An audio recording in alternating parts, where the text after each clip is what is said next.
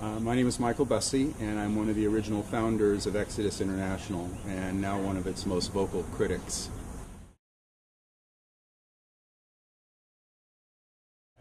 Another thing that propelled me to come out here to Palm Springs and to speak out here was that in 2002 I was the victim of a hate crime in Riverside, and that just rocked my world. And can you tell us what happened? Yeah.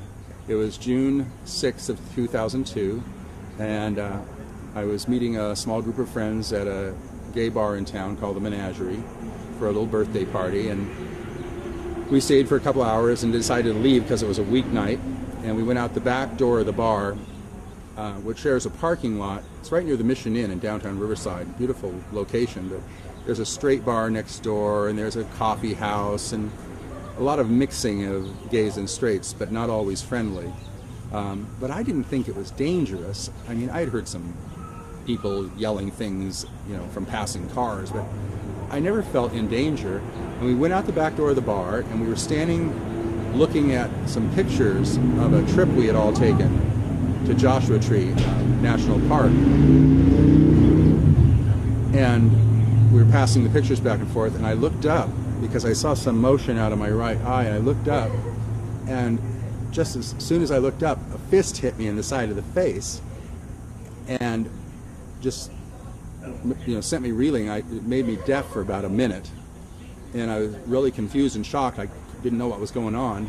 There was no provocation. There was nothing that started this. I looked up, and there was a guy, a very angry-looking guy, and several guys behind him coming our direction. We were basically being chunked, and hit me in the face, and I felt a punch to my back. And Jeffrey, my friend Jeffrey, who was standing only 2 or 3 feet away from me, saw me get hit. He got angry. He came to my defense, challenged them. They turned on him, knocked him to the ground, and beat him and punched him.